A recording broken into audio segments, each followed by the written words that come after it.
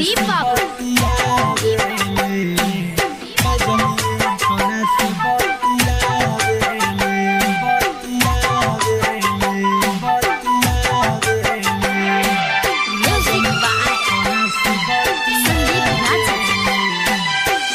मानवी digital recording studio Mohiuddin Nagar. हमके बता दे रे सुनुआ काजली कोना से बतियावेले, काजली कोना से बतियावेले।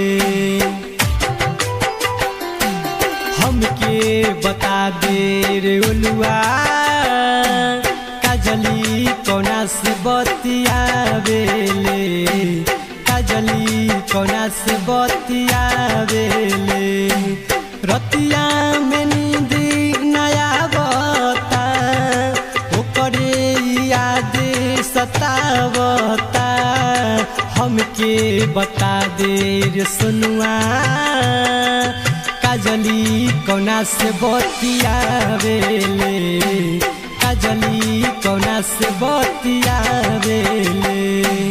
हमके बता दे रे सुनुआ काजली कोना से बतियावेले, काजली कोना से बतियावेले।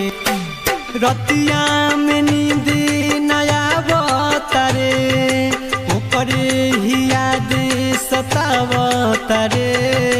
हमके बता दे रे सुनुआ काजली कोना से बतियावेले, काजली कोना से बतियावेले।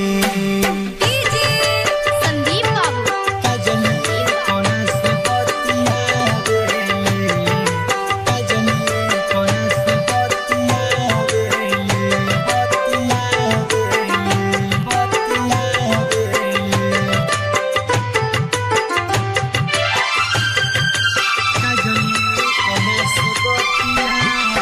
कौना कसूर कैली हमारा से दूर भइली ओकरा बिना न लागता जिया।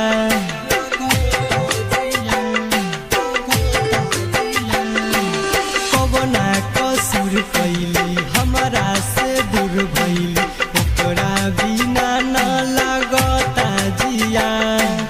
तकिया के धके सुतेली रतिया ओकरे तो याद बड़ा आवेला। हमके बता दे रे सुनुआ काजली कोना से बतियावेले, काजली कोना से बतियावेले। हमके बता दे रे सुनुआ काजली कोना से बतियावेले, काजली कोना से बतियावेले। संदीप बाबू। काजली कोना से बतियावेले, काजली कोना से बतियावेले, बतियावेले, बतियावेले। काजली कोना से दिन रात सोचिले ओकरे के खोजिले कब आई ओकर फोनमा।